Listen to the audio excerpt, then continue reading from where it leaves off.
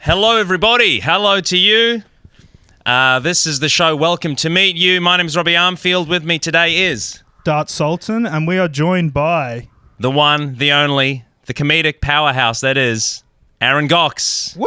Hey guys, thanks for having me. Oh, Gocs what a We've tried to make this happen. It's finally happening. So How you feeling? Thanks for being here, man. yeah, I'm feeling very good. Yeah. Yeah, I was I don't know, try not to talk about too much behind the scenes stuff, but I was a bit late. But I said I'm sorry. So. You were fine. Yeah. We had an idea as a way to kind of shake off the morning, you know, get ready for the show.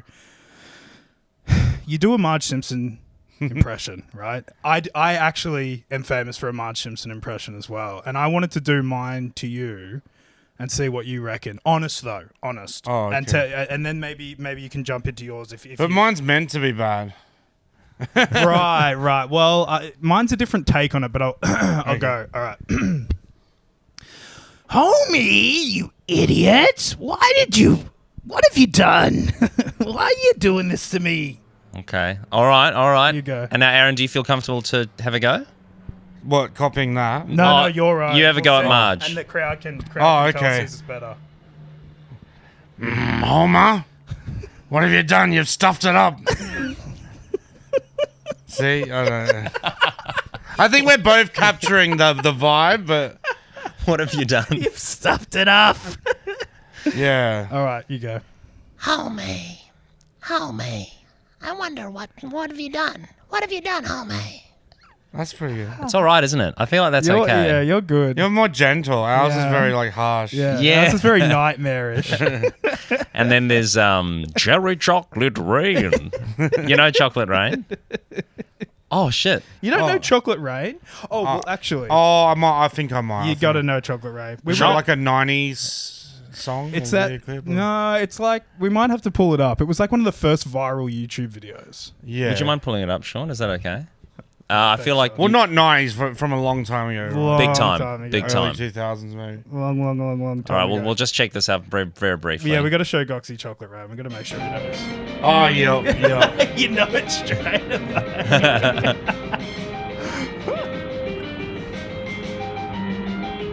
This has come from a... The Bane Chocolate Rain. We've been kind of obsessed with this over the last couple of days. And this comes from that world of, like, laughing at someone, not... You know, it's like, are they in on it, or... Yes, It's yes. a good question. I was talking the other day. I was talking with someone about who was the guy in America? He's like an Asian dude, but it was for the like American Idol. Yeah. and it was that era of I don't know if they still do it, but He it was did like She Bang, right?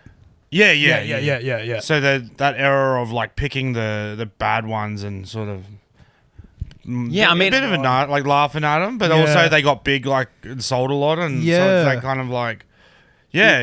Is it morally excusable to put these guys in the spotlight? Yeah. Did you hear the rumor that guy like killed himself or something? No. No, it was like a huge. It was one of those like you know those rumors where it's like Marilyn Manson took a rib out. You know those. Yeah, Like, it was one of yeah. those, but this guy like killed himself. You didn't hear about that?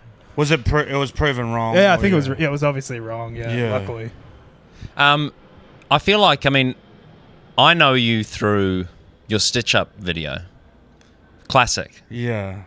Amazing. That was a big boost for me. Yeah. Yeah, Big boost. And I think it really defined that moment, you know, really hugely, I think, online, like especially in Australia. It was a big deal, I think, for me and my friends and Absolutely. I think Australian comedy, and there's been a lot of ripple effects from that. I'm keen to know from you, Aaron, what was that like for you? Where were you at the time of the Stitch Up? Yeah, it was crazy because I'd been doing stand-up comedy for a long time, probably almost coming up to around 10 years or something in Brisbane, with like no one knowing who I am, just local gigs and stuff. And then it was like, I got to try and start putting some things online, yeah.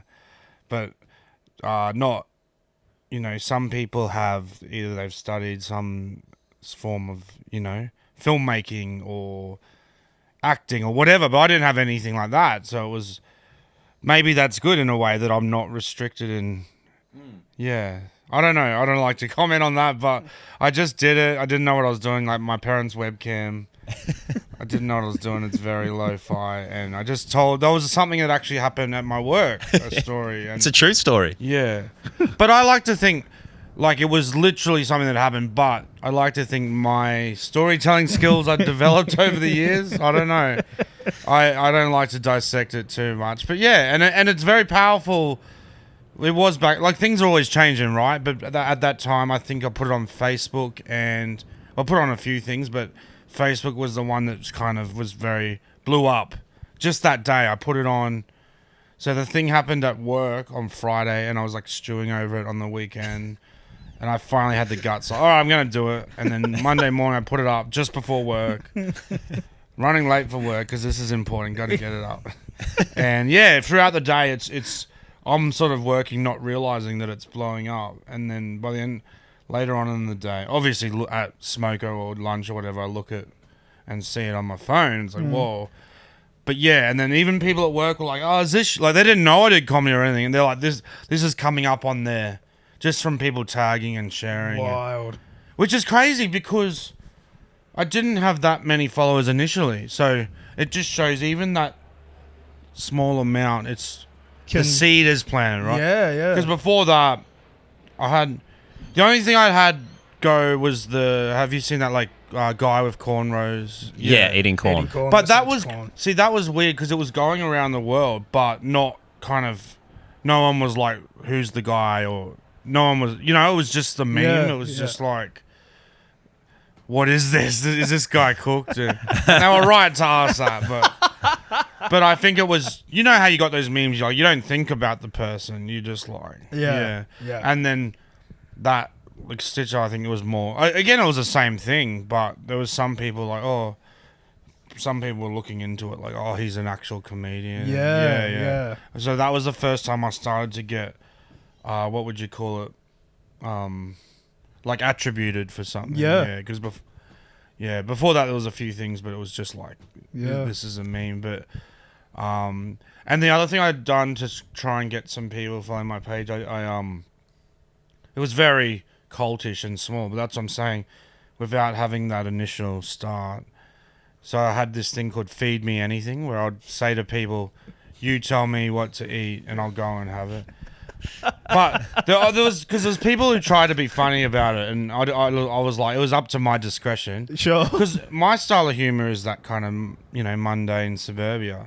So to me, it's funnier just eating a small Whopper meal. I know exactly what you mean. But people were like, not a lot, but how people like trying to be smart. Yeah. 27 spiders, or Yeah. Like, I get it, but I just wouldn't do those. But yeah. so you go back to the start, that trace about, you can see that was the seed was planted. Are those videos still available? I'd love to. Well, they watch weren't those. even videos. They were just pics. Oh, Just like, and you do a write-up or something? And I was like, I was petrified because I hate like public. What's the word? Just interaction. Yeah, sure. Not hate. Oh, that's a strong word, but like it scares me. Yeah. Do you mean like interaction online with people? I mean like face to face. Because what I was doing, like they'd say have this meal, I'd go to the place, order it obviously, and then I'd be like, can you take? Because I was by myself. Yeah. So I was like, can you take a photo of me? And that scared me. To ask them.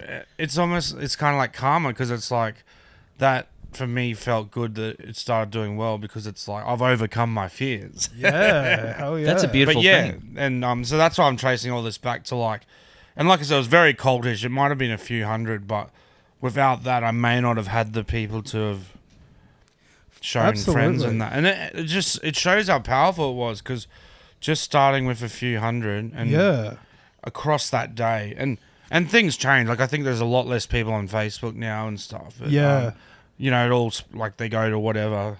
I guess they're on Twitter and I don't know. I can't keep up. Whatever they're on now. Yeah. TikToks I and think stuff. it's Yeah, that's right. Yeah, TikTok, yeah. Pretty undeniable, though, that you were going to break, because it wasn't like you just had the Stitch Up video. Like, I think if lightning strikes more than once like that, like you had the cornrows one. Yeah. It was like a matter of time before something fucking catches on. Well, it's like, obviously, I'm happy that people like that, and that's cool. But it's a bit like bands who don't want to have the one hit, you know. I like it when people say something else Yeah. that is their favorite. Like, Yeah. I like this. I like that. Of I'm course. Like, I know what you mean. Oh, it's like finding the deep cut on the album, track 11. You know. Like, Yeah. I'm sure you know how it is.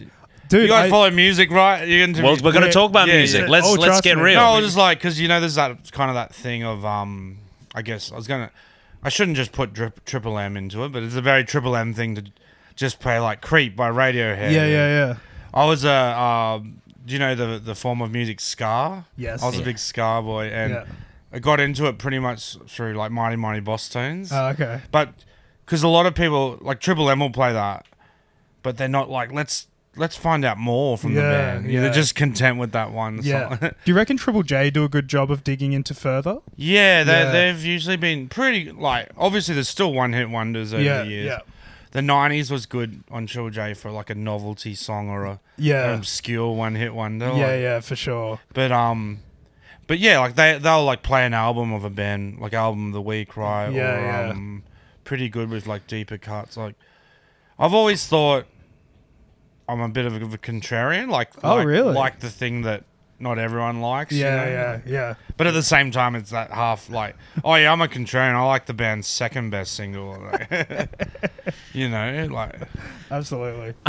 It's interesting to hear that you're a bit of a contrarian because I feel like, in the Stitch Up video, it was about a big sort of message from that for me was about it was bringing people together. And I guess do you see yourself as bringing together the contrarians or as somebody that just in general you love people coming together? Yeah, I think that was sort of on a work site. I've been on a lot of different work sites, and you get so many types of people and whatever like senses of humor and views of the world and all that stuff. And it's like having a laugh. That it just in that moment, it's like everyone forgets.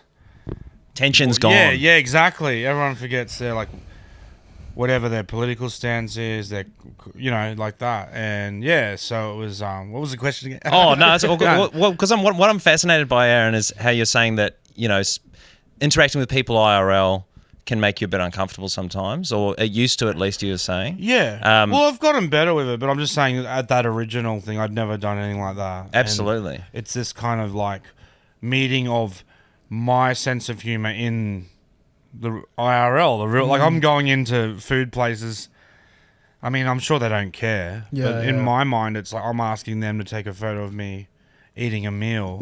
So how does it feel when people, I mean, obviously you're very well known now. How does it feel when people approach you in real life? And what was that process like of becoming famous in that way with that sort of viral hit, Yeah, it was very weird because like I said, I'd been at it a long time, and it is that there was like a feeling of like, when are things going to start happening, And then it started to happen, and it's like, I can't then be like, take it away, take it, So there was a little bit of weird, sort of having to deal with people knowing me and there was different types too, because there was the people who knew like my name, exactly what I do.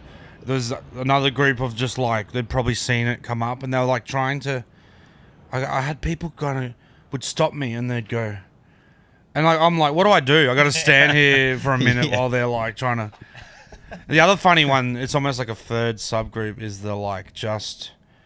They don't know my exact name or anything, but they're like, it's very vague, Like they'll be got a lot of like big Aussie muck around guy, or like, big Aussie like gotcha, and like just close but not quite, or like, and also just calling me other comedian, like similar comedian internet guys, like, what is it?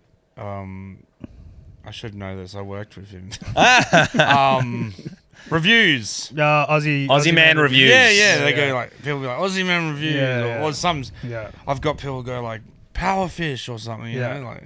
Gocsy, I you talked about how your style of humor is like the mundane. And like the simple things. And how it's funnier to order a small Whopper meal than like, the 27 spices. Yeah. Do you reckon like working on heaps of work sites and working those jobs that kind of like inspired that funniness in the mundane. Yeah, definitely. Because some of those places are like the funniest fucking places in the world, eh?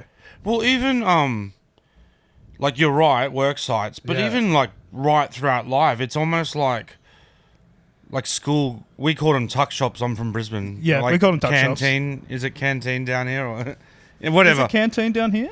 I think so. But I felt because that's like even we didn't know that it was funny at the time, but thinking back to like ordering a pie or just food and drink, right? Like poppers are funny, right? Like, and another thing I think about school is like school food and that is things like they were just like real, like not super bad unhealthy, but like I remember people at my school. Like the Maggi noodles, just having a raw, and like that cannot be good for you, right? Like not.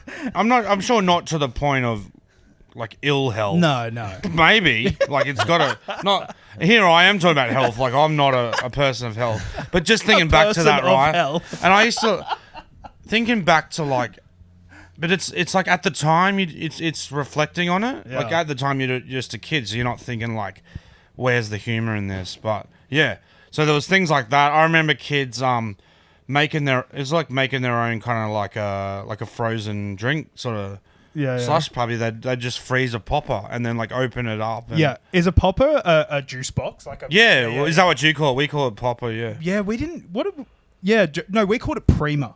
Oh, okay. We called it. Have you ever? Because that's one of the brands. I think it's one of the brands, and we would call them all Primas. That's that interesting thing of like a brand becoming the thing. Yeah. Well, I guess it was popper because you. Oh yeah. You weren't. It's funny because that's like a, like a naughty kid thing to do. Yeah. But that was the actual, what it was known as, like and they were bloody loud. You'd put air into it and go bang. Like. Correct. Yeah, things like that. Was fun as fuck doing that. Definitely work site, but just all throughout life, I think is food and drink and like the mundane. It just makes and it's definitely like. It's you. At first, you think, is it just me that thinks this stuff's interesting or right? And then that's why the internet's been great because you find out people like this stuff, like and discussing and like ranking Arnott's biscuits or like these debates over names like Palmy versus Palmer and like that sort of thing. Chocolate milk, I feel is you're quite well versed in. How do you feel like about chocolate milk these days? Yeah, well, that's another one where I kind of there was a few comedians who were doing the kind of Bogan Aussie beer thing, and I just thought it'd be funny to kind of flip it and make like chocolate milk's a bit of a kid's sort of drink, right? But adults can have it. But again, it was that thing of like just a kind of mundane sort of suburban thing. But I thought it was quite funny, like and it's.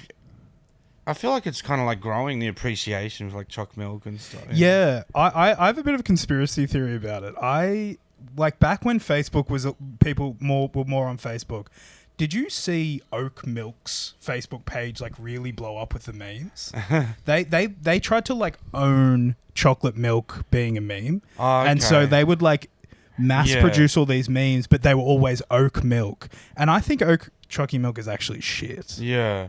What do you reckon about chocolate milk? Well, that's an interesting topic. The sort of corporates getting memes, and that's a interesting like infiltrating the meme world. And, it's a bit scary. Yeah.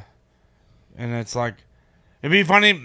People should be kind of like, when you can sniff out like a cop. Undercover cop. The same thing. Like you should be able to sniff out a corporate meme. Like, hey guys, trying to be cool. Like corporate trying to be cool. I mean, that's what Threads was, right? Like that new sort of Facebook, Twitter thing. I feel like that's what people are at. I've noticed this one style. It's not new. It's been around for a while, but it's like say like Domino's will go like, hey guys, it's Kevin here from HR. Have you seen those? Yeah. Where it's like, it's just someone's a quirky guy. Like, yeah. Whatever. Whatever. I'm here to take down the corporation. Yeah. Well, look, to be honest, I do have a bone to pick with. Look, I'm not a milk guy in general. I have to say, flavored stuff. No, I'm joking. Oh no, sorry.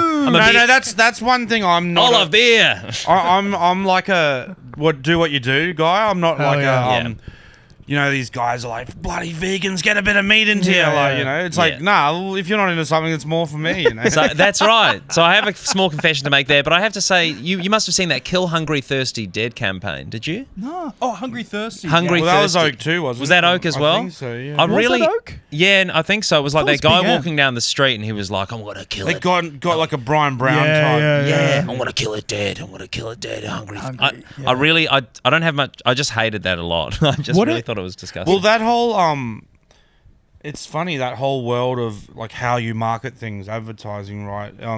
Like iced coffee, for example.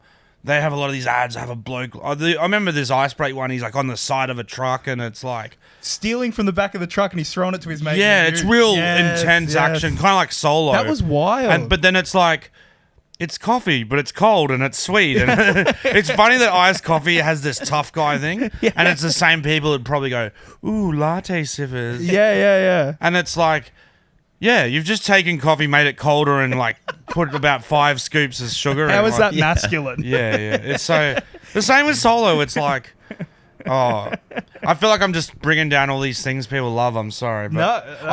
I'm not anti Solo. I just think it's funny that having no bubbles is what makes it. It's like selling. It's like low on fizz. Like, What? so can you mean it's slam like it water? down. It's cordial. Like, So you can slam it down hard. I forgot Yeah. that. Low on fizz. you know, so it's can funny slam that it down that hard. slogan is. It's almost like someone has gone, grabbed a fizzy one, and then been like, and like, you need a drink that's low on fizz so you can slam it down and not get chest pains. Well, And that reminds me of how fucking Coke made the ergonomic grip bottles. Do you Oh. remember? And they're like contoured. The bottles are contoured. It just makes them. the smaller. funny thing about, I mean, it's.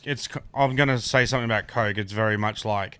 It's You were that taking Simpsons down thing of- everything, dude. Yeah, well, it's funny to take down a massive company, isn't it? It's like that Simpsons guy where he's like, "You just lost yourself a customer," and there's like, but anyway, what I'm trying to say about Coke is there's that classic thing of where people are like, you don't need to advertise, right? You know, they're massive, but I'm sure they've looked into it and they're like, we just need to keep in front of people's faces or whatever. But yeah. The promotional things, they're never that good. And it's just like, just No. give us the drink. Yeah, Because yeah. you got those things like the names on the can. Yes, the Um, name's on the can. Isn't there a theory? People have a theory that like Oh. they'll Go bring on. out. Yeah, this is a Let's deep, go. This is a more of a conspiracy theory, Okay. right? You might have heard it, but they bring out like cherry cola or something, and this is the conspiracy. I don't completely buy it, but there's a little bit. So they make it so you don't really like it, and then you're like, good old classic original. So you come back. It's like missing the good old X, you know? that you- yeah, I reckon there's something to that. Having said that, I'm a massive vanilla Coke guy. So, you know. Dude, so am I. Yeah. I keep bringing up with my. But that's the only one that they've kept long term, really, isn't it? It is. That was It's like- it was a major hit. It was a major hit. They changed the whole roster. I saw a raspberry one in the shop recently, Coke, and I'm like, I gotta try that. And Yeah. Didn't really like. It wasn't terrible. It reminded me of the raspberry frozen Coke, actually. Yeah, Funny yeah, about yeah. It's a funny thing. Yeah. Hey, Goxy. Oh. It's time for Feed Me Anything. Oh, Oh, this is taking me back. This is Charlie. Thank you so much. Charlie, what He's have we prepared got? a feast here. Oh, oh my gosh. Feel free. Would you like some, Goxy? You don't have to have anything. Please. What do we have here? It's bacon and eggs. Charlie, thank you so much. Charlie. I had no idea about this. There's sauce and Look in the camera. Yeah, let's show it. Charlie from Pajama Sundays. how's it going? Yeah, Tell us what we got here, mate. it's bacon and eggs on Turkish bread with some mayonnaise and barbecue sauce. Good on Sounds you, mate. bloody good. Thank you I'm so okay, much. Thank you. The best Yeah, I'll of have one. Australia and Turkey combining. Thank you so much. Would you like one? No, I'm okay. We've I'll come have a one long after. way, haven't we? Like We have. since Gallipoli, you know. Mateship triumphs all. Yeah. Um, If these were on the beach, there never would have been a war. I'm fine. Do you need anything I'll else? have a bit of a coffee. Thanks, mate. Yeah. Thanks so Yeah, much, I'll have Charlie. another coffee, actually, Charlie. Please. I hope you heard me. I don't think you did. Yeah, if you. All right. Yeah. Three coffees, Sean, thanks. can you tell him to make 3 coffees, please? Thank you so much, Charlie. Thanks, Charlie. All right, now it's time for... Oh, well, Well, out of 10, what do you reckon? That's beautiful. 9. 9.5. Have you had brekkie? Nah. Are you a brekkie guy? Yeah. Yeah. What do you usually I'm go an for? all meals guy. But Fuck. They call him all meals. But yeah, I think if you're gonna have like something a bit heavier, bigger, daytime is better than night. But yeah. Thank you, Charlie. if I eat before bed, I don't know if this happens to anyone else. I always have weird dreams. Yeah. Oh, really? Yeah. Like what? Maybe it's like, you know, they say like cheese dreams. But Yeah, like if yeah, I have yeah. cheese, Yeah. Yeah. Don't they say chocolate? Chocolate's supposed to give you weird dreams? I haven't heard that. I thought things like cheese and yogurt, because it's got the active culture, maybe, where it's like warping your brain or whatever. I don't know. So, Aaron, do you feel comfortable if we just talk through a day in the life of Goxie? Sure. What's an average day like for you? I guess, you know, if I'm got some work to do, I'll try and do some work. But Okay. Thank you. yeah. But yeah, I like to surf the net, get on the net and Yeah. surf the net. I'm reading articles. I like to read articles. Yeah. News, sports. I love Wikipedia. Do you like Wikipedia? Fuck yeah. Yeah. I like going to a big Wikipedia because you know how one will like link with another, Absolutely. or the words, like the blue words, And so you'll pick you'll be like, this will be juicy. Click a blue word and then just digest the whole article, and you'll learn everything. What It's did great. You know how people like sort of like true crime and stuff, Yeah, and it's like it's an interesting look into the psyche of people. Like we like some grim thing, but I find myself looking into some pretty like grim stuff just because of like more like historical things, right? I'm like Gallipoli, like we mentioned. yeah, earlier. well, things that's like I know the vague what it is, but it's like looking at more detail, you know. Tell us about one.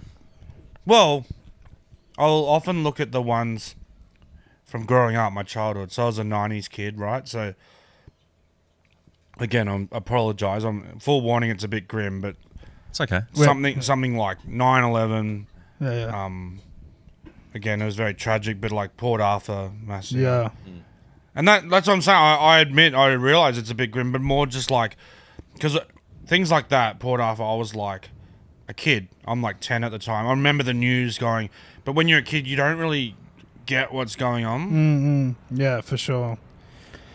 And again, with 9/11, it's quite grim, but it's like more of the detail, like numbers, what was actually Yeah. happening. I've done the same thing. Do you remember the morning of 9/11? And Not really. No? It's a bit of a blurry era for me. yeah. Maybe starting to be introduced to some substances, and like not really drugs, or like drinking a bit. And You said you were a 90s kid. Yeah, What yeah. what year were you born? so 85. So Okay. for September 11, I was in like grade 11 at Okay. school. So Yeah. starting to go to high school parties Yeah. and stuff. Yeah. Yeah, but I just more remember it as a whole, not very like where were you, not that kind of. Yeah. It was a wild time. I think I was like 9, and they had to like put us all in a classroom and like explain what happened and stuff. Really? It was very spooky. Yeah, very spooky. It'd be interesting if like some would have explained it very matter of fact, but it'd Yeah. be funny if someone was swayed one way or the other, like the person explaining it say they were Sympathetic to on, Islam. yeah, sympathetic. They were like, so guys, basically what's happened, we got him, the Yanks. Like, One man's terrorist is another man's freedom fighter. Is yeah. Did you hear about that Bill Maher? Oh, sorry, you go. oh well, a funny thing that just happened in sports world, NFL, American football, it's the Buffalo Bills coach. It just got revealed that he used as a motivation for the team to work together. He used 9/11. He said that was an Really? example of people working together to get their goal done. And like Buffalo is right near New so York too. It's in the fucked. state of New York, so it's like Did you get in trouble over this? He was very like, because it came out years after he'd said it. Yeah. And then he was like, I'm so sorry, I shouldn't have. You hear about this? I don't understand. Well, so he just So, said, a footy team coach would be like, guys, we gotta, everyone's what got to can be pull their achieved. load. Like yeah. if only 12 of you do and not all 15, that sort of thing. Yeah. And he said, he was using it as an example of 9/11 of when people work together to get the job done. Now, God, that's really bizarre. Yeah. Gocsy, speaking of sport, I imagine you're a big sports guy. I love sports. I am in this group on Facebook. Hopefully people know about it. Generic Grade Sports Club. Do you feel comfortable talking at all about that?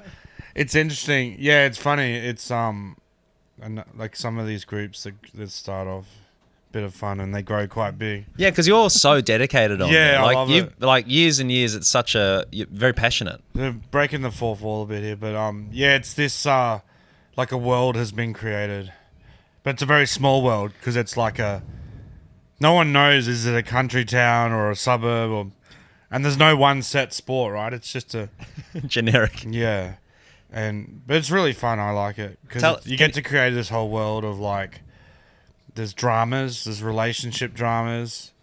There's one pub everyone goes to, the Royal.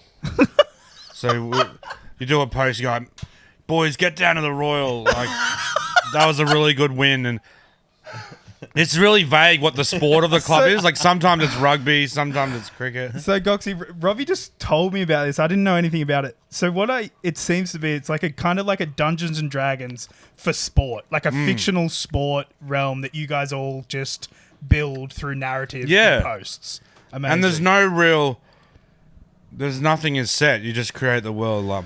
I was looking through the post and there was this one. It was like, don't want to get into it too much, but is any of the boys a justice of the peace? Yeah. One of my favorites to post is like, because like again, like with the work thing, I've been in a lot of footy clubs and that, and not all of them have like a group, but some have like a Facebook group for talking about news, whatever. And most of them don't really have this stuff, but it's what I imagine some clubs have. Anyway, so in my mind, it's like it's a small town, and you've got all the things a small town would have. So I like to put like, I'll post like RBT on Church Street, look out for it all. And then people comment under, they're like, I've been done, can someone come and pick me up? Like, it's really fun, yeah. And Can I join? yeah, Is this something I it's can fun, join? and you create your own.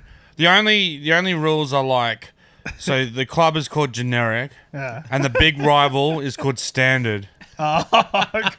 So I like to create these like imaginary like towns that are like on the outskirts. So I'll say like, and they've all got that similar type of name. So it's like, I'll be like, boys, this week's the big game against Moderateville, or like it's always like generic, average, standard.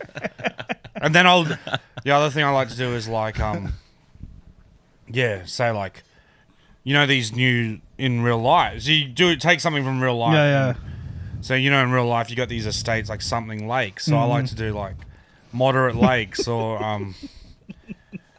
Very good. Very funny. And then just create those things that are real in real life in this fake world. Yeah. Do you have any golden moments of Generic Grade Sports Club? I think the funniest is when people get real photos. And have you seen that? Yeah. So I don't know.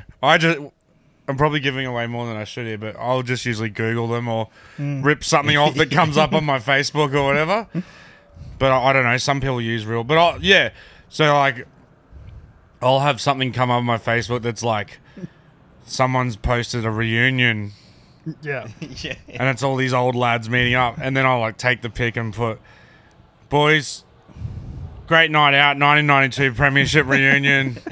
And then you make up fake names. You're like, oh. And then in the comments, it's funny because people will be like, man, Chopper really used a lot of the tab or what, like, Building the lore. I feel like I don't really know that much about sport. I don't think you do, but I'm living in a house now with boys that are really into it, and they watch a lot of cricket and footy and stuff. And cricket people and like footy, there's a way that they use language that is just hilarious. They've got, I don't know, that it's like its own special Shakespearean thing Yeah, or something. yeah. Do you know what I mean? Like it's, Yeah. it's hilarious, It's really especially funny. cricket, because I feel But like I know what you mean. But having said that, anything that's like a little sub scene will have a lingo, true. right? Like True. you mentioned Dungeons and Dragons, so you know, if I was to listen into like a gaming conversation, I probably would have no idea what's going on, right? Like, talking about noobs and yeah. You a gamer? I need to update my references. I think that's like 20 years ago. Or Oh, it's Noobs. still good for me. no, Still good for me.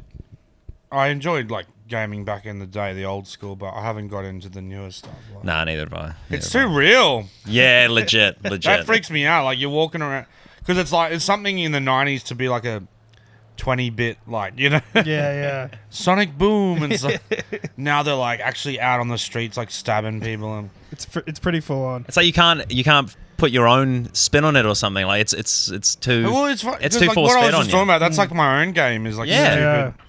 Yeah. stupid like groups and memes and stuff. Yeah, flexing your imagination, making up stories. It's yeah. Goxie, I've seen it in photos, but seeing it in real life, the wristwatch tattoo, it's so thick. It's so thick. Can we show the camera here? It's the thickest watch. It's not very good, is it? No, it's great. I how old were you when you got that? Early 20s, I think, 22, 23. What was So I'm like 15 years ago, and I'm not even really a tattoo guy. It's my only tattoo, you know. Really? It's So really most good. people would think, oh, you must have worked your way up to that, like a few on the bum or whatever. you know? Yeah. Not just that. Just that one. It's for my daughter. Yeah. It's for your daughter. It's a time when she was born. Yeah. Oh, Oh, I had no idea. yeah. Well, gorgeous. That's awesome. I only tell people that if I trust them.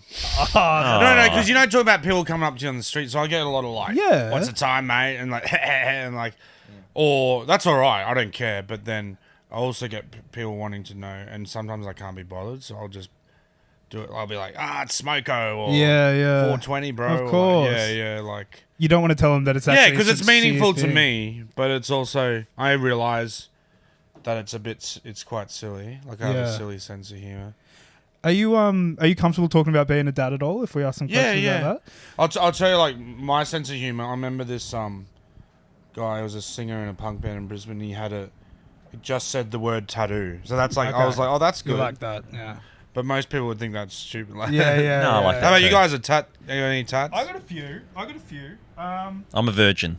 I got Word is Bond there, Oh yeah, which is some hip hop lyrics. yeah. I got my mum and my grandma's initials on my Oh, heart. that's nice. Yeah. And I got some. I had a mate of mine pass away, and I got a quote of him on my ankle. They used to call him the So best. seems like you're more of a strong meaning. Yeah, I like go. the strong meanings. I also like having them ambiguous, so I don't need to tell people that they mean something if I don't Yeah. want to. Do you have any funny ones? No. Oh, All right. No, worries. no, I don't think so. No, shut the fuck up.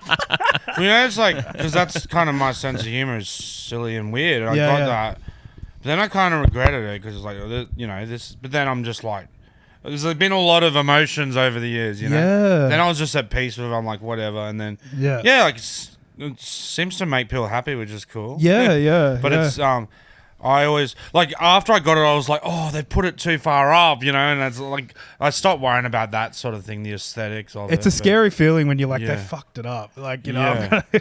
But yeah, no, that's. I Yeah, had no well, idea. it was like going in there to the place. They were like, I guess there wouldn't have been many done. No. I think I looked it up on the net once. There's like a few around the world, obviously. Yeah. Just from the sheer chance of there being like a few billion people. There's Yeah. probably, Someone's gonna watch. but yeah, I was like, I wonder what it was like from their point of view, the artist and that. Yeah. It's a beautiful thing, Aaron. How do you think being a dad has changed you?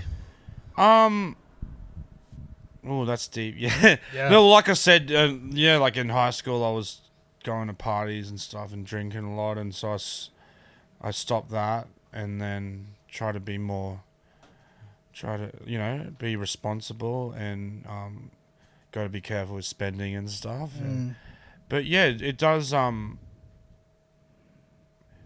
change a lot, you know, because it's like you got someone now. I've got two daughters. It's like you're looking after them. and I really yeah. And the other thing about doing the comedy stuff is you have this kind of I don't know the exact word, but it's kind of like in one, you know, when I'm out on the road touring, in one way I'm like stoked because it's one of my favorite things to get out and about, and it's like I'm doing this thing I love. But then there's the other half is this guilt of like I've left the girls at home, and it'd be awesome to be like if they could be out on the road with me, but also that's not a good life for the kids. Yeah. So it's that thing of like, you know, maybe if you're like carny kids or something. Yeah, carny. I do think about the carny lifestyle a lot, you know. It's Yeah. an Really? interesting one. Tell me more. I just think of, you know, it's like anything where you're on the move where you can't kind of like settle, you know, it's kind of like. Do you feel like you're living the carny life a bit? A little bit, yeah. Yeah. It's like instead of taking a roller coaster town to town, I'm taking this town to town. But yeah, attraction. instead of like packing up the Gravitron and putting it in a, because that's another thing that intrigues me. You know, talking about mundane suburban life is the carnival in the outer suburb. You've probably seen it, you know. Of course. And I've got this theory where they don't come any closer to the city than like sort of 15k. It's almost. Did you ever see that? Is it like the Red Rooster line or whatever? You know. Yeah. No, what's Char this? grilled chicken, red So it's rooster this line. like suburbs where, like Red Rooster won't come too close to the city, sort of thing, or It's like the bougie the one theory? is char grilled Charlie's, right? So there's or like like the El Jana or El Jana, yeah. There's like all these different kinds of chicken Oh. places and where they are situated. It's almost looking at sort of what would you call it, socioeconomic Yeah. demographics through the eyes of chicken, yes, fast food chicken. it's a you know? real thing. Pineapple fritters. Yeah, that's right. I wanted to talk to you specifically about Red Rooster because you're passionate about Red Rooster, aren't Yeah. you? I'm that passionate was about Red the Rooster early days too. of trying a few things like the Feed Me Anything. Yeah. Another thing I was doing, this was predated sort of having a bigger following, but it Yeah. was trying to go to as many Red Roosters as I could. And I would order something, get a photo. Yeah. I had a lot of different jobs over the years. At the time, I was still a taxi driver. Oh, do you So taxi that was drive? allowing me to get out, but in Brisbane. Yeah. So a lot of the Brisbane ones would, if I was in that area, I'd get one. But I went to a lot, but I've had a few series like that where I get right into them, but then they just fizzle out. Yeah, either because yeah. I just give up or it gets too much. I was doing like Bar Me's of Brisbane, Sanities of Australia. was another. Sanities of Australia was my favourite. I used to Yeah. work in a Sanity. And Well, they've closed down now, which is sad. So the last one closed down? yeah, Oh, they're all no gone. They're one of those places that seem to have those like permanent sales, right? You know, like Yeah. EB Games or rug places are always, you know, Mattress Rugs shops. is going out of business. It's crazy. Yeah, It's always classic. someone like crazy prices, you know. Did you notice anything different about all the different Red Roosters, or all pretty much the same? Yeah, well, that's another thing is I like the sort of, so you get like the standalone restaurant, right, and then you get the kind of, like the different types, right? Then you get like the arcade. It's the same with like most of these, like KFC and stuff, right?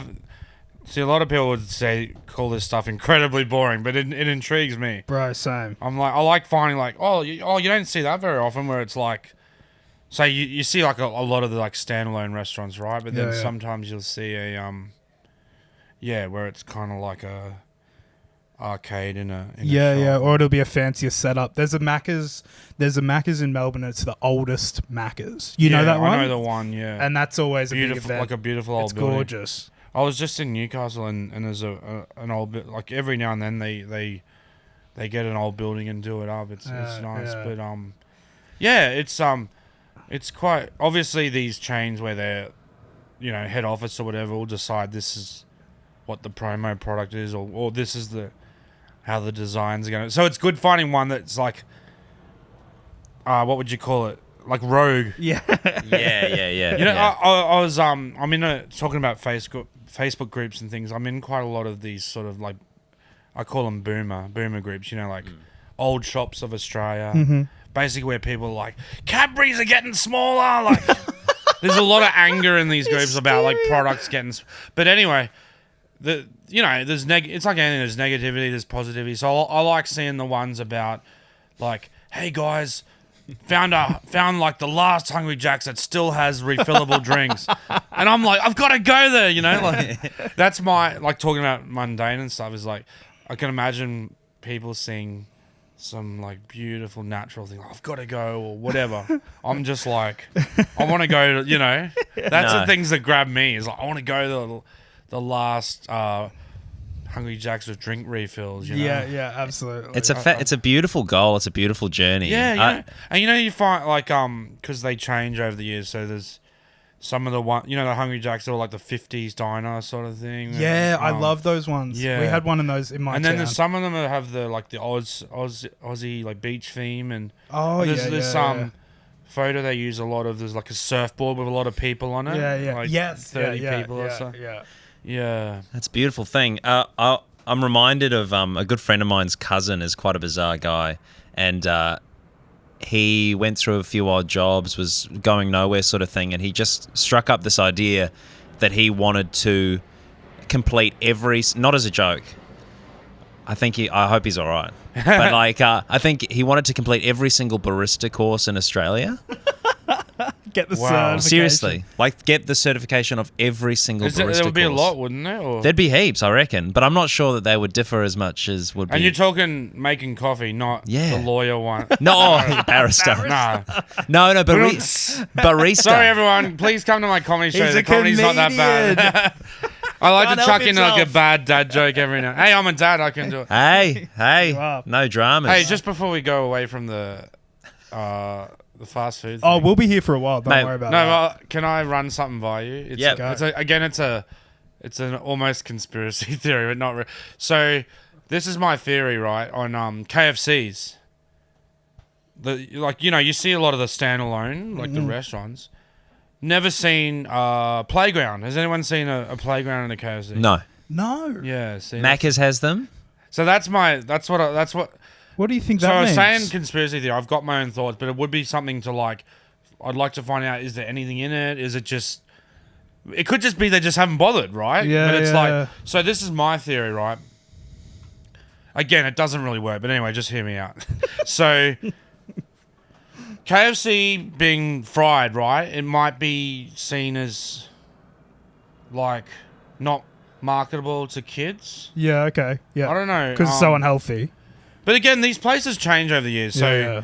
that's another recurring thing in these boomer groups where they're like, remember when Macca's was fun? And like they love putting like the 70s and 80s ones that had like Grimace and Hamburger and that, and they've got a bit of a point. But anyway, so the Macca's, Hungry Jack's that have playgrounds, there's a lot of like kids stuff, right? There's hamburgers, cheeseburgers, sundaes, and then KFC is more of your. So that's my theory. So I don't know if it's their own reasoning or the government said you can't put a playground there. Can't make it a because you're kids trying thing. to get kids to have fried chicken. That's interesting. I wonder because I mean, for me, what comes up when I think of KFC is like the cricket comes to mind. It's a big one. Yeah. And I sort of saw a couple of years ago the way that they were marketing themselves is there was like this wholesome road trip ad. I don't know if you saw this one where it was like now it's all about lack of personal responsibility, right? Because it's we were like, did someone say KFC? Oh, yeah. That's the big one now. Trying to get themselves out of a hole. You're absolutely right. And did you know I was thinking as a comedian, I was wanting to do that. Like as comedians, we do parodies of things, right? So this is my parody idea of the KFC ads. Whereas just the person's doing like super grim stuff. Really dark and then life. like, did someone say KFC? You're like, maybe so like really good. You have a guy, he's like really close, he's like tailgating the car in front. Yeah. The car in front puts the brakes on and then you like hit him and the person hops out and they're like, mate, my passenger has just hit their head, they're dead. And then I'm like, someone say KFC? Because they're very, like, most of them are quiet. Like, pretty soft. So I just thought that'd be funny to have a parody and they're super grim. What about this one, Goxie? It's like, it's Christmas Eve and it's this dad coming home from work and he goes to the pokies and he puts it like all through. And then it's Christmas morning and there's no presents for the kids and it's like... Yeah, someone say... Or the boxes, they open them, but it's just air, like empty box. And the kids look at them and his dad is like real sad. Someone say KFC? I don't care. Yeah. That's the new Afterpay ad, isn't it? Yeah. Yeah, Robbie and I are obsessed with the idea of Afterpay and just celebrating not having the money for something, but just doing it fucking anyway. Yeah. Getting That's what you another want. thing could be quite grim, eh? Just like I think it is grim. I think going to pay for like a funeral with Afterpay. Yeah, or- you can. You saw that you could Afterpay a banh mi on Uber Eats. It's rough, right? Yeah. Yeah, you can Afterpay fish. It's like, aquarium. yeah. And again, like, we're probably going into deep territory here, but it's like, it's that kind of thing of like like if you have access to stuff, right? Like people like starving homeless, they don't know how to hook up Afterpay. Yeah, for sure. You could be like people who are like, can I have some change, mate? You could be, mate, go and hook up some Afterpay. Get your. Did you ever like that whole situation of like beggars and stuff can be a bit. Sometimes you see someone and they're doing super well, and you feel like going, all right, you've got it, like you can move on now. you've got enough now. Yeah. The This guy's career earning more beggars. than me. I'm like, The ones in Melbourne that are like, or I'm sure there's Sydney as well, that are like known. They're like celebrities. And it's like, come on. yeah. This is a fucking setup at this stage. What do you reckon about the rough sleeping terminology? You know how that's I've noticed that change. We don't have to talk about this if it. Yeah, it's Rough like sleepers. they're sort of. Well, that's the thing. Like we'll talk about it, but full disclosure, I'm not making fun of. No, like, neither. Because Neither. I'm empathetic to the situation. That's the thing is comedy is like, I don't know, everyone writes differently, but I'm like always trying to think of things, and sometimes a crook thought will come to your mind, and you're like, I got to be better than that or something. So Yeah. I do think a lot about these kind of like situations, especially getting asked for stuff, and it's like, no, I can't. I'm literally battling myself, and like, I've got kids and that. Yeah. No, exactly. No, I've had them say to me like, you're not battling, like, look, I just look great. Like, don't be fooled by how great I look. I'm not doing well financially. No. Well, no, I'm. Oh, you know a funny one of so you got in the traffic, right, where they come up and do the They do the windshield. yeah. yeah. So just the other week in Melbourne, it's like, again, it's very classic, like Melbourne, everything's artsy or whatever. But this girl walks out. It's near Fitzroy, so kind of like Bohemian area. But so the lights go red. She walks out and starts doing like hula hoops. Ah. And then she like walks in between cars to get her money. And it's like, this is like, it's very weird because it's Yeah. organized. It's like, to me, it's meant to be this like people down on their luck, whatever. Yeah, that's a weird. Nobody's And asking I for often that. say no because they often make you think dirtier than when it started. It's like this grotty. They've got this grotty thing, and they're like, "You want me to make you think dirtier, mate?" Like that'd be a funny skit too. I reckon. Just like the guy comes Shit up, and then job. you're like, "Fuck, I can't see." Like, and then you crash. And then you crash, and then I don't care. Yeah. Has someone got a zinger? Like, Yeah, but that's zingers cure everything, right? absolutely. Sorry to interrupt you. What were you saying? No, it's I perfect. had to say the hula hoop thing. No, it's fascinating. It's Yeah. fascinating. But Sometimes like, I think of something, I don't want to lose it, so I got to say it. Absolutely. oh yeah. Well, actually, David Lynch has a great line about that. He repeats it over the years. He's like, if you lose an idea, he's like, ideas are amazing. If you lose one, if you don't write, you got to write it down. If you don't write it down and you lose it, it'll make you want to commit suicide. Whoa. It'll make you want to That's kill pretty yourself. intense. He says it It'll make you over wanna the. kill He said it for yourself. 30 years. He keeps saying, if you lose an idea, it's like a death. It makes you want to jump off a cliff. Yeah. Isn't that crazy? Anyway, Imagine hanging out with him. Yeah, I know. You're just sitting there chilling, and then he's like, he just runs to go get a notepad or something. he would. He would. But no, well, we don't have to talk about it. I don't know. I personally, I don't know if it's bad to say, but like, I'm down. Like, I understand and I'm empathetic, and I think it's very serious, the plight of a person that doesn't have a home to go to. And I actually think that the term rough sleeper, like, is trying to like almost normalize people's plight in that way. Like, it's trying to make like the days are all right. They are sleeping rough, but their days are okay. Yeah. You know, It's a rough it's sleep. like Oh, man. if you're homeless, like it's a full time Yeah, thing. It's like Yeah. Oh no, 100% what you're saying. Because I'm very lucky and thankful. Like, I get myself into mischief throughout my life, and my parents have always bailed me out. And not everyone has that option. and I'm lucky, right? And I often think about like things can quickly spiral out of control, like lose a job, miss your rent, and whatever, and and yet like sleeping's a massive part of what makes homeless being bad. But then there's all these other like just the freedom, like wake up and shower and security and like not. And wake up and someone's not breathing on over you, and like that sort of Fucking hose. Because I've had a few times just out of necessity had to like sleep publicly or whatever, and it's not a nice, comfortable sleep, right? No. Recently, I had a late flight that I missed. I missed my flight.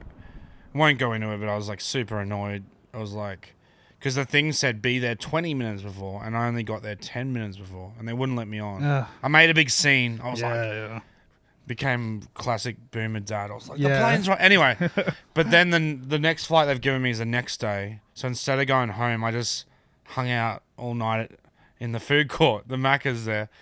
And I didn't even know the airport was going to stay open all night. I was thinking at some point someone like 3 a.m. is going to say, you got to get out. But it just stayed open all night.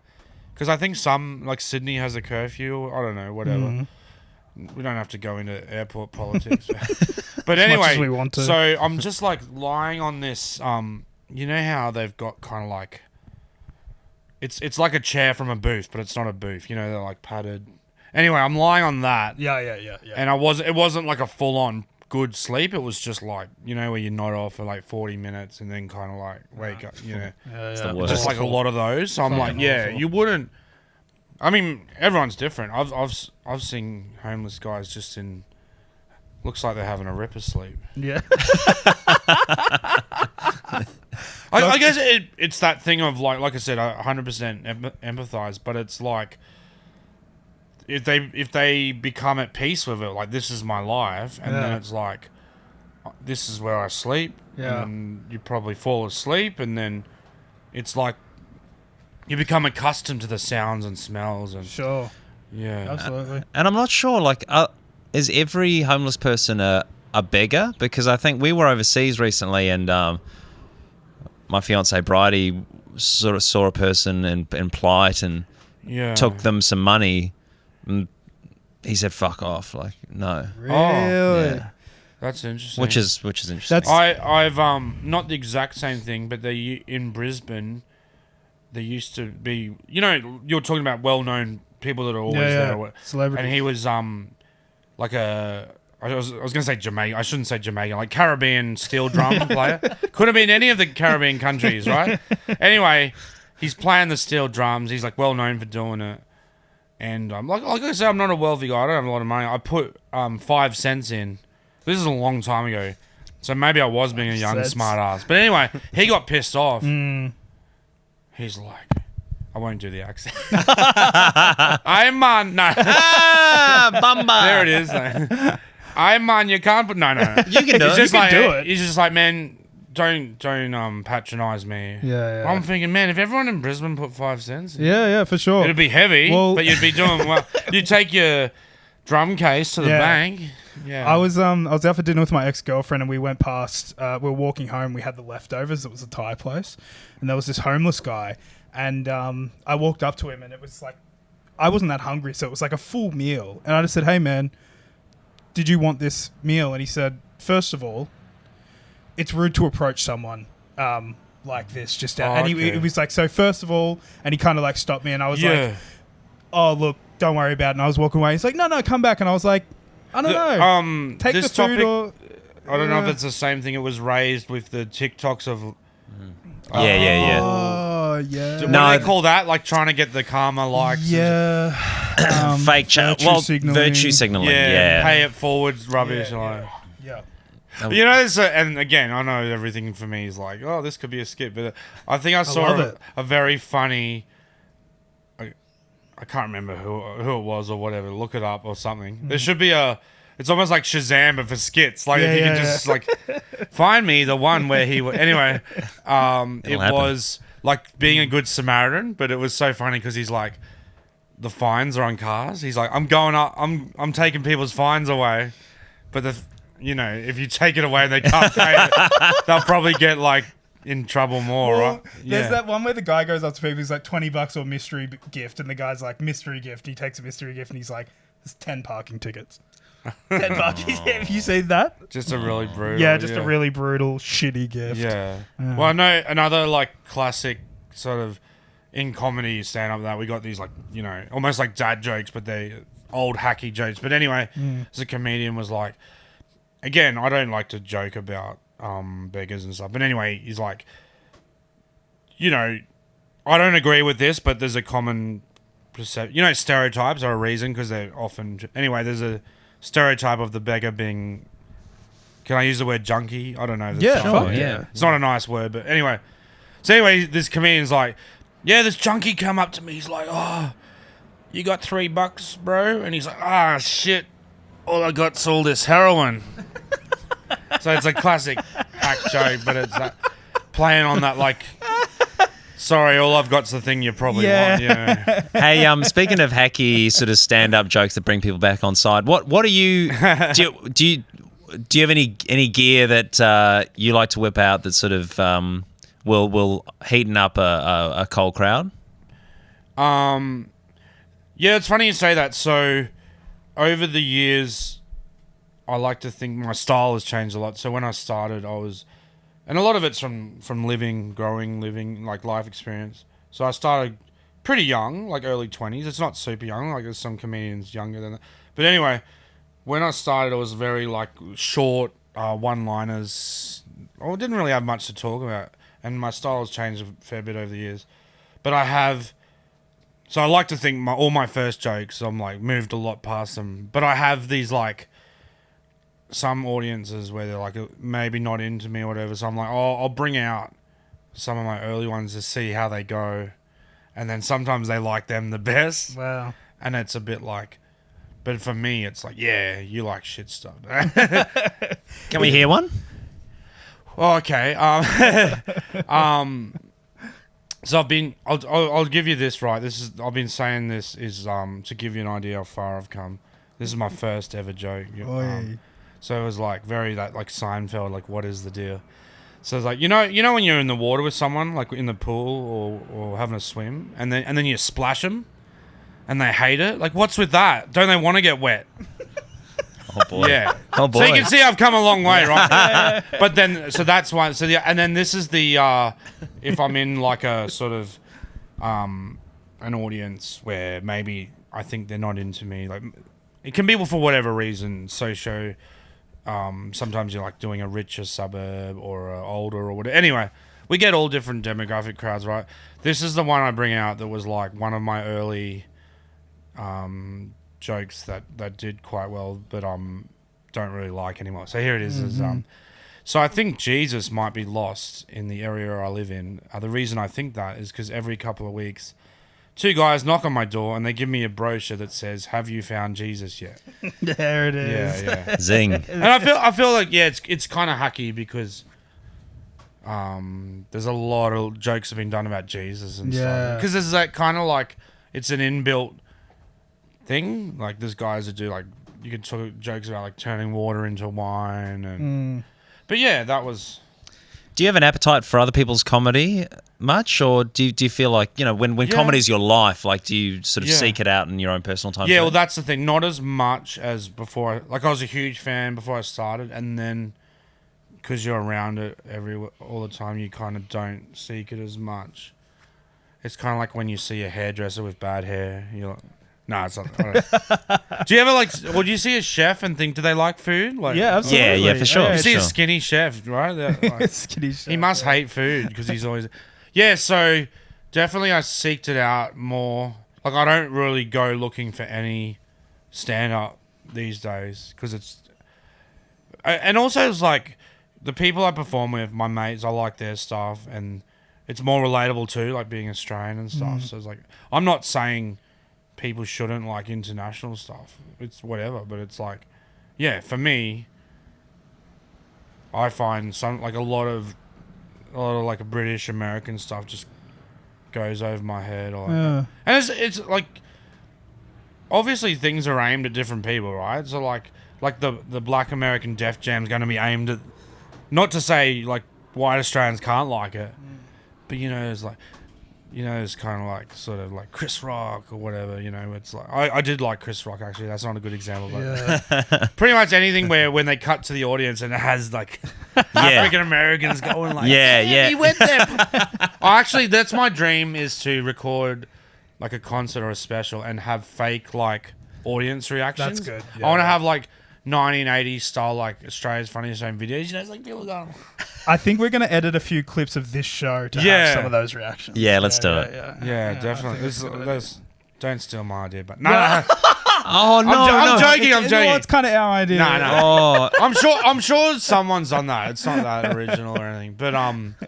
But yeah, to answer your question, so do you know Mitch Hedberg?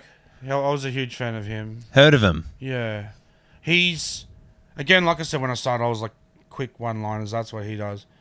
So it's like early 2000s. I got into him, and then not long after I found out about him, he passed away, unfortunately, from drugs. Yeah, and sadly, he's a recurring theme for like a lot of the artists I like huge Chris Farley fan. Chris Farley. Yeah, Of course. Very like to think I'm influenced by him. I'll be like falling on tables soon and stuff. Yeah. But so yeah, I would seek it out before, not so much now, but yeah, the people, comedians around me I like and work with, and that. yeah. There's a series just come out with a Sydney guy, Eric Hudden. Have you heard of him? Yeah. He's Is this compulsory my- entertainment? yeah, that's right. Yeah, cool. He's very funny. Yeah, I was stoked to be asked to be a part of that. Yeah. Yeah, I've seen a couple of things come out that looks really good. We had Yeah. Sam Campbell on the show, and there's a lot of really funny people associated with that. Which is Yeah, well, great. that's the thing. So those, like, they're my peers, work with them, and it's good to support them. And you see enough on the circuit where you don't sort of seek it out as much. Yeah. Goxie, I wanted to ask, with comedians these days, a lot of them, like Ricky Gervais and Dave Chappelle and stuff, they're used as kind of social barometers. They seem to have this role of like calling things out in society that we shouldn't be doing, or like criticizing things. What do you think the role of a comic is, an Australian comedian? Oh, What do you feel like you're this is doing? pretty deep. Yeah. I mean, everyone's different. Like, I guess those guys they like to stir, right? They like, and seem to. I'm probably the opposite. Like, they get a rise out. Then there is a lot of comedians out there like love to get a rise out of the audience, like stir them up. I'm more like, I just want them to be happy. So you like to make people happy and comfortable with you. Yeah, with your art. and then I've always been like, so I've seen comedians like, if they're not doing well, they're just like, no, you're gonna get the full amount of my time, and I'll be more inclined to bail, even though that's not very professional. I'm like, well, you're not liking this, I'm not liking this, see it. But having said that, I do have an element of like, this is my job, this is what I've been asked to do, I am gonna, like my worst gig I can remember is probably this gig at Melbourne Uni. I did about half an hour. I was told to do half an hour, and don't think I got any laughs the whole time. Wow. That was brutal. And like, I try not to use excuses. Like, I'm like, I should get better, and I should keep improving. But I did put that down to a sort of like demographic and age, right? Like, I'm like double their age, talking about things from the outer suburbs, and they're 18 years old and inner city livers. So it's like different demographic. And then, and the band, the Chats, played that show as well. So it was worse because, like, I'm like, oh, maybe they're just real boring people. But then I went off and they all, like, moshed to the Chats. And, like, Oh no, that's a different thing. Different thing, yeah. you know. Well, that's the thing. Like, you can't compare Yeah. laughter and comedy to... Because I've done a lot of things with bands. I'm actually stoked that, like, the music industry gives me a lot of support. And Well, we wanted to talk to you about that. Yeah, you performed with V's New South Wales on Yeah. Triple J's Like a Version. yeah, that was awesome. But, like, the thing I was going to talk about is that as a comedian, not getting no laughter can be quite brutal. But I did these tours with a few different bands, and I was kind of... I'd go on between bands, and like I said, I don't like to make excuses, but I was not getting much laughter, but then I put it... A bit of it's me, I got to improve, but also it's like... The setup, right? Like, you go in a comedy club, there's rhyme and a reason to the setup, the way the chairs and things are. and then you've got people like crammed in a sardine tin at a mosh pit. It's not really conducive No. to laughter. And but then, when I'm doing my bit, I thought like, oh, everyone hates me. And then when the next band started, I'd go down in the mosh pit because there's like, I've been known to like do crowd surfing and people like lift me up. It's cool. And then people are stoked that I'm down there. They're like, oh fuck yeah. So it's like, oh, you don't hate me? Yeah, Like, that's good. So it's kind of ups and downs, the emotions when I do those things, because it's like I get asked and that's awesome. It's like, thank you so much for thinking of me.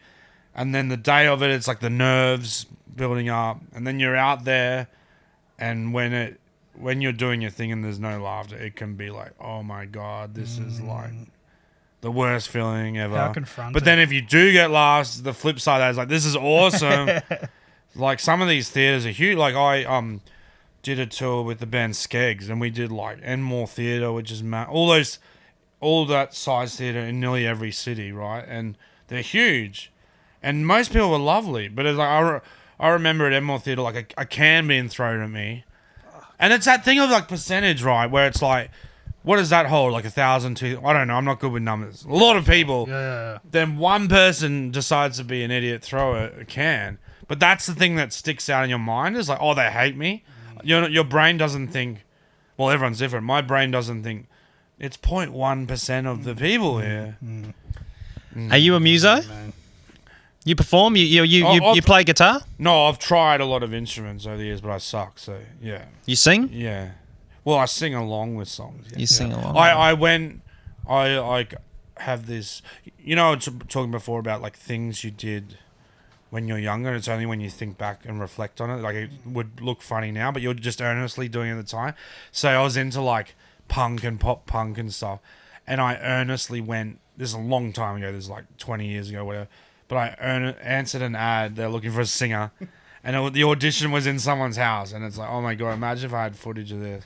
But it's just me and this dude, and I'm like singing for him. It's like, That's wild. I You would have been think so I'd made nervous. my own lyrics as well, Wow. like pop punk sort of.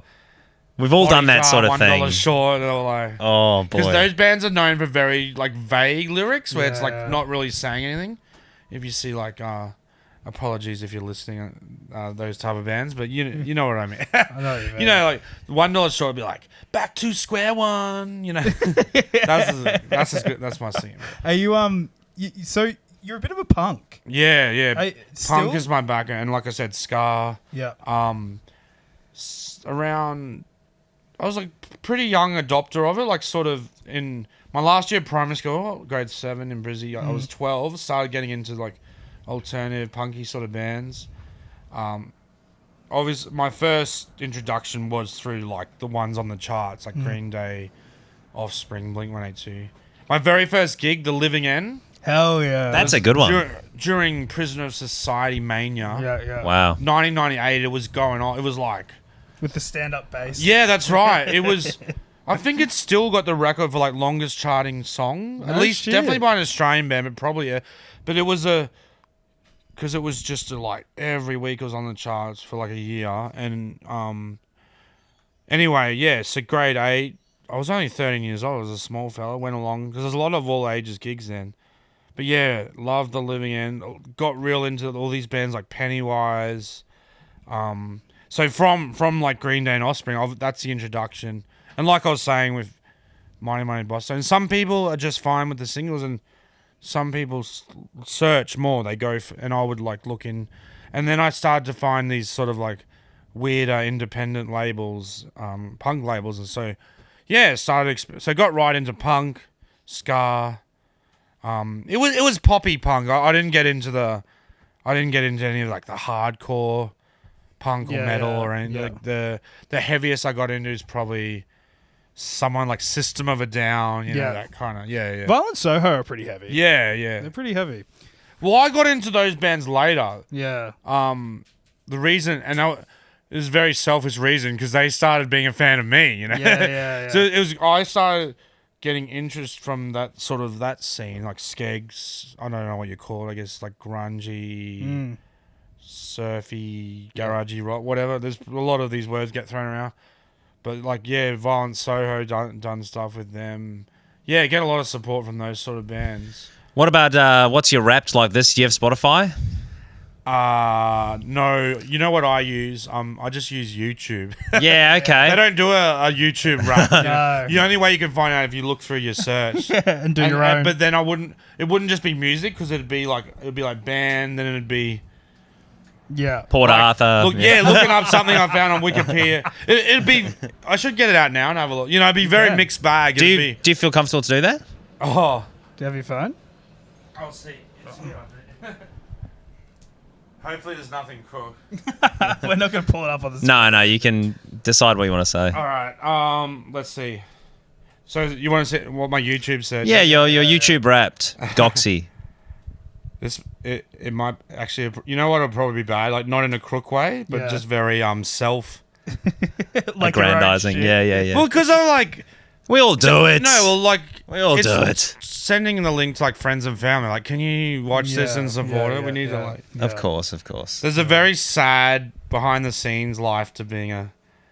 It's like, it's like, it is a bit like sport where it's competitive. And I'll be like, keep going back. Like, when I'm in a series, I'll like hope my app did better than the other app. Yeah, I check know the what you're comments. saying. Yeah. Yeah, of course. Anyway, all right. So I've got. Do you want me to read it? Yeah, go ahead. Tell some tunes. Well, yeah. So you want me to say the ones that aren't just music as well? Fuck yeah. Yeah. So there's a bit of like sports stuff. So, Grouse House. That's the one I'm on. So I'm like been checking to see how my thing's going. Yeah. And the other ones. Hey, guilty. What do they say about jealousy? Like green. I wear green. Well, Green doesn't and it's suit me. flattering. Green doesn't suit me. Carl Webb Origin. He was a rugby player, just passed away sadly. So looking up his highlights. Why do we wait till people pass away to look up their I highlights? know, right? Yeah, exactly. Yeah. Community No Sport. That's a rival Sydney comedy podcast. I like Rival. Yeah, that's like All right. we'll start a postcode wars, but it's pod postcode. Insomniac Green Day. That's one of my favorite albums. So I listen to that a lot. Yeah. Paul Brash comedy. That's a Brisbane comedian. I was telling someone about a very old school comedian. There's that. Us as comedians like to show each other like sort of outdated, Yeah. hacky sort of stuff. Yeah. Speaking of which, Craig McLaughlin Footy Show. I was showing someone that. Oh, Have you wow. seen that? I haven't seen that one. What's that? It's must see. I Really? was gonna say must see TV. Should we pull it up? So what it is, I would use that as an example for anyone who says stand up is easy, because Really? he was like I've clocked like he'd done music, acting. I have seen it. Yeah, I've seen this as well, His actually. attitude's like I've Yeah. clocked this, I can clock that, and he just stung, and That shit people is were like, "Get off." wild. It's one of the worst comedy bombs ever. Yeah. And hasn't he? He's been accused of some stuff now, hasn't he? Well, he'd already been accused, Oh, I he's- think, of like domestic violence or something. Yeah, which is as bad as bombing at comedy is. It's not that. it should be a crime. But Yeah, that's wild. That clip. Fuck. That's crazy. Yeah. He handles it bad as well, right? Yeah, he's almost like oblivious to how much he's bombing. He's psycho. That guy. So, because I'm a 90s kid, there's a lot of 80s and 90s, but Big Country in a Big Country, you know that one? Nada. No, So no. the band's called, they're from the 80s. It's like a British band. Oh shit! No, They're I did. called- Yeah. The band's called Big Country. Yeah. And the song's called In a Big Country. Okay. Scooby Snacks, Fun Loving Criminals. That's Yeah. Matt, you remember that song? On the Scooby Snacks. So, running around, running sometimes back. these because I'm a very like short attention span. It's kind of like Wikipedia. Someone will mention something, and then I look up not that, but the equivalent. Yeah. But someone on my Facebook had posted like a late 90s Melbourne pop punk band called Game Over. Yeah. So I'm like, now I'm gonna look up the other pop punk bands of that era. So the next one was For Amusement Only. Yeah. Very. Then we got Getting Square, the Aussie movie. Nice. And a band called Common Rider, Classics of Love. That's the singer of Operation Ivy. Oh, Bill yeah. Gates jumping over a chair. That's one of my Yeah. favorite videos. Goxie, have you heard of Bad Manners? Scar band, yeah. Yeah, Scar Band. Yeah, Big boy. He just boy. performed in Sydney in October, I believe. Yeah, I saw them I saw them like 20 years ago. Yeah. Shit. I feel like someone else has got access to mine because like I didn't look at a lot of these. It's scary when that happens, eh? Yeah. There's all these unless I accidentally pressed it or something.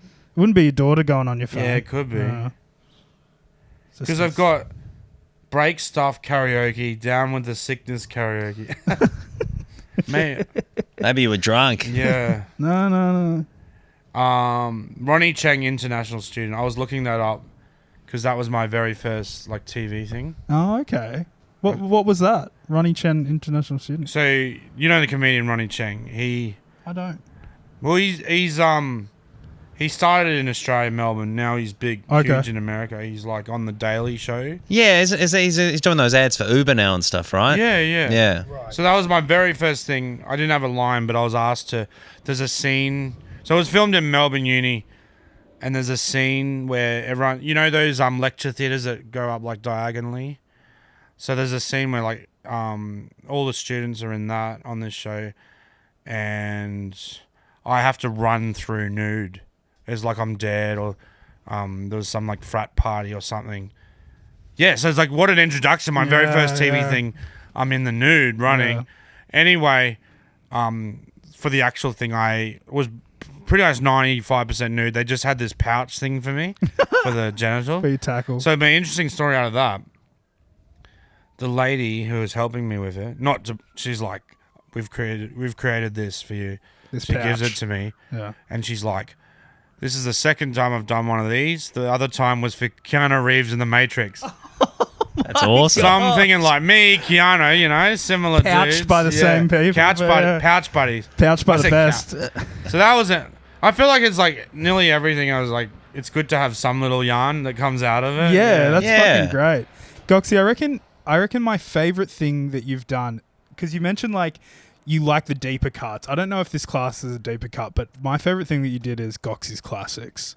Oh, I'm glad you said that. Yeah. Oh yeah, that's good because Well, for me, I'm you know, obsessed. for me that was huge because like yeah, everything. This was years ago, but like everything's going really well. With that, like the lo-fi stuff I made at my parents' house. That was when I'm like, oh, someone's asking me to make a well-produced thing, right? Which is awesome, because I'd moved from Brisbane down to Melbourne with that intention of like trying to get things to kick off. It's a little bit harder in Brisbane than it is down south. So like, yeah. And then also being a 90s kid and huge into nostalgia, everything crossed over. Like it was awesome. It was so awesome, man. And like I've always wanting to do stunts and stuff, like doing the rollerblading. Although I don't know if you've seen that Heartbreak High one. Absolutely. But there's a little bit of, I don't know if I should reveal there was a stunt double wasn't actually me flip. So I'm like, they got me actually, I was rollerblading. Yeah. But I could tell. up to like flat. Because he know. does a fucking grind down the stairs. Or Yeah, something. that wasn't me. Yeah.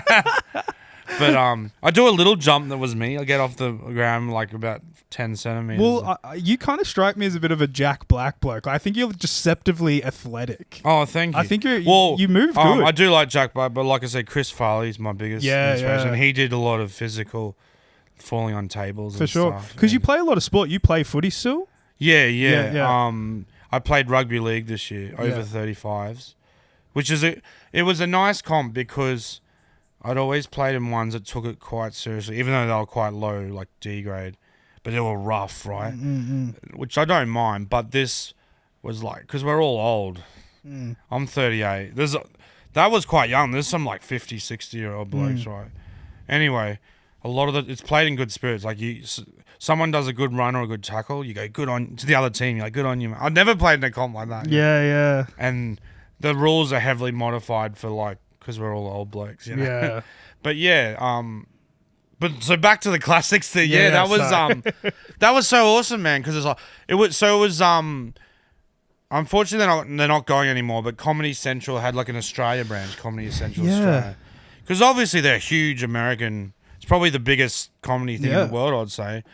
And they're like, let's try different countries. And like I don't know the exact ins and outs, but in my mind, the two countries are very different in size, right? So that's going to translate to ratings.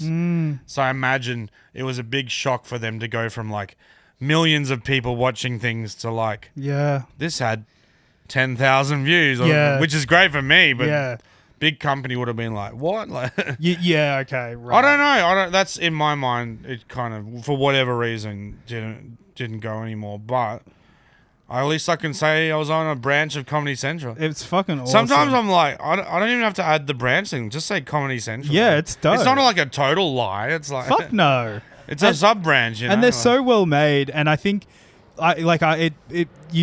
you really made it look like the ABC Kids show. Like it felt like Round the Twist. It felt like Ocean Girl. Well, like we did a Blue Heelers one, right? And I actually, like, this sounds insane thinking back. At the time, I didn't think much of it, but we got to go in to Victoria Police and not get tasers and stuff, but uniforms. Like they let us borrow uniforms and would have liked tasers and guns and stuff. Yeah, but to me, that's great. That's crazy. Like, yeah, that's awesome. Just to get, because I've done some other things that have had cops, and you just get a generic like costume shop stuff, and it just says police or something. Yeah, I wanted to. Oh, did you want to say something? I wanted to know, like, I love nostalgia as well, and what did those 90s kids shows, those like ABC kids shows, did they mean a lot to you growing up? Yeah. What, well, the other thing I wanted to say, so there's Around the Twist app, and I got to go to the actual lighthouse, so that was cool. Yeah. Did you? Yeah. Fuck, what was that like? I mean, like,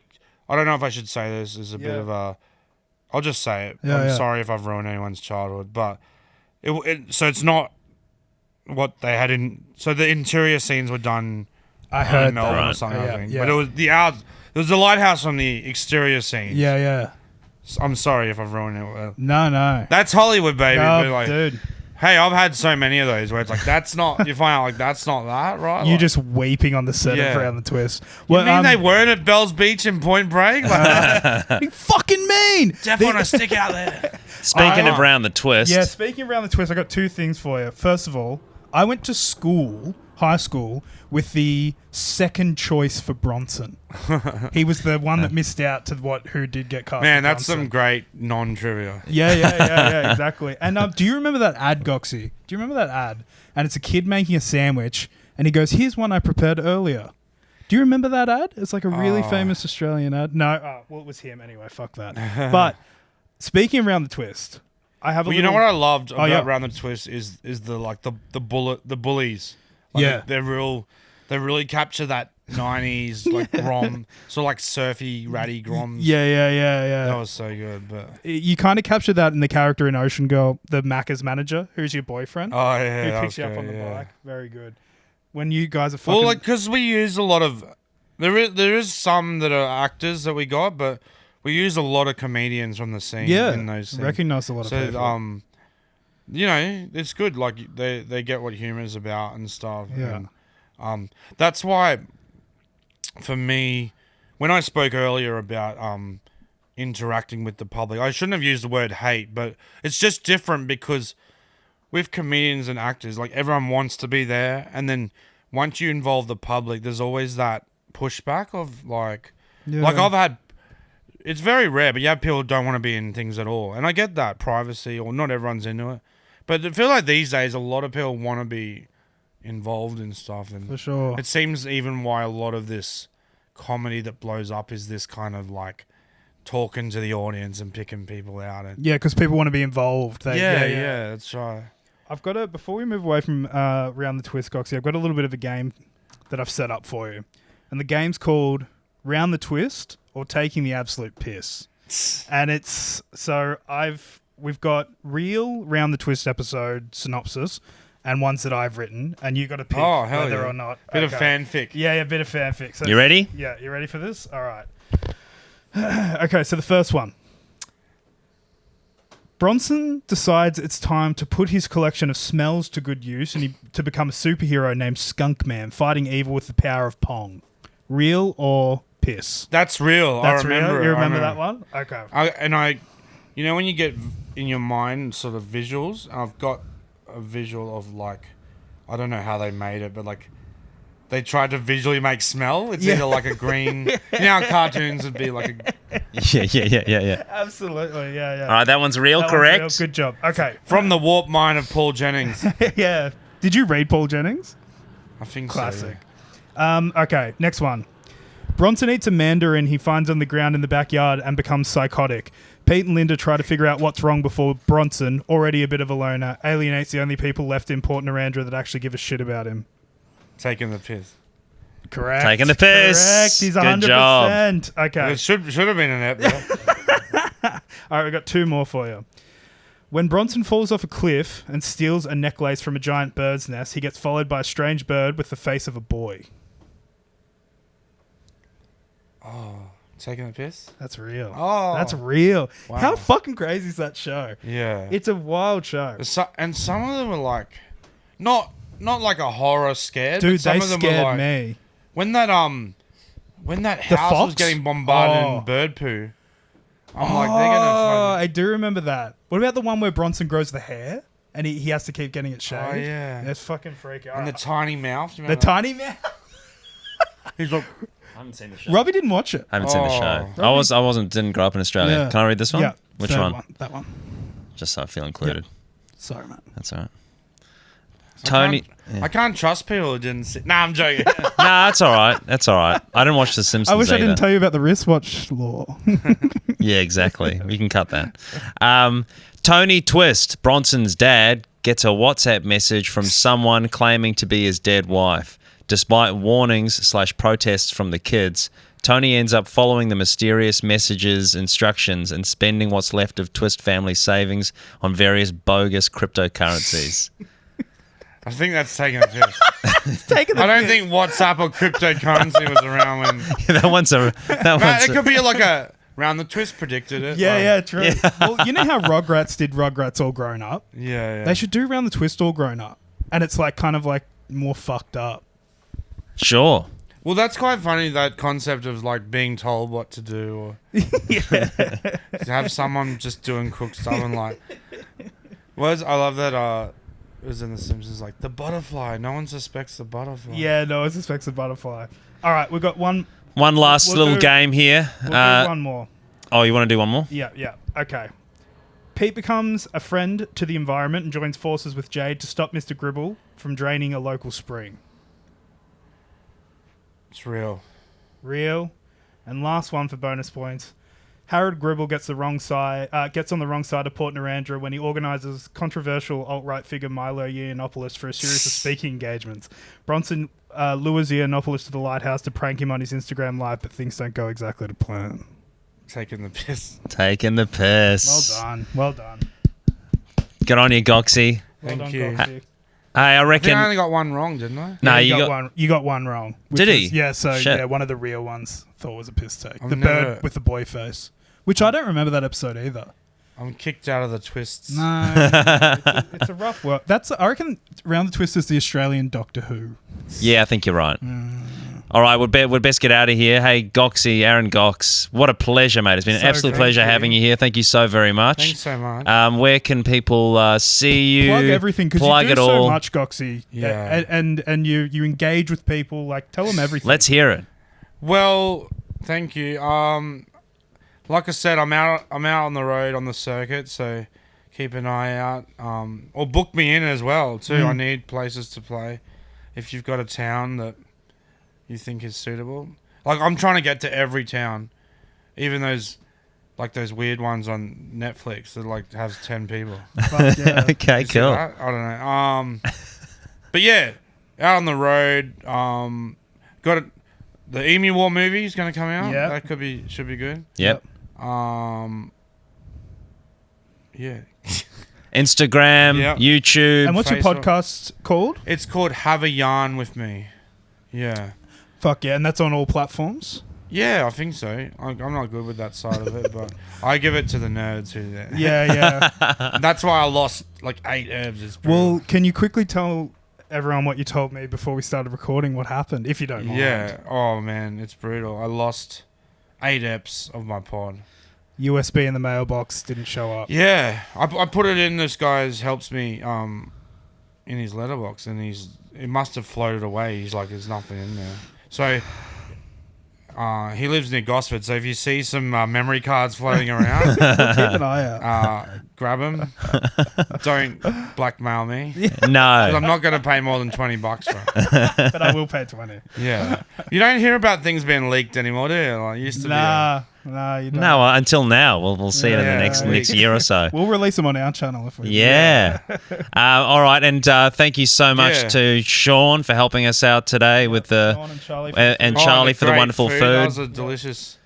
Brought Turkey and Australia together. Hell yeah. And So Gocsy, delicious. Turkish rolling. Thank you so much for taking the time to come to our show. Man. Absolutely. Oh, thanks. I've been trying to get on for a while, and Such huge We've finally fans. And so made it fucking happen. awesome. Really appreciate it. It's Really so lovely. appreciate it, man. Thank you so much, Dart. Yeah, thank you, And thank you so much to our kind Patreons as well. Yep, and we love to you. you listening today, we hope you have a wonderful day and a wonderful week.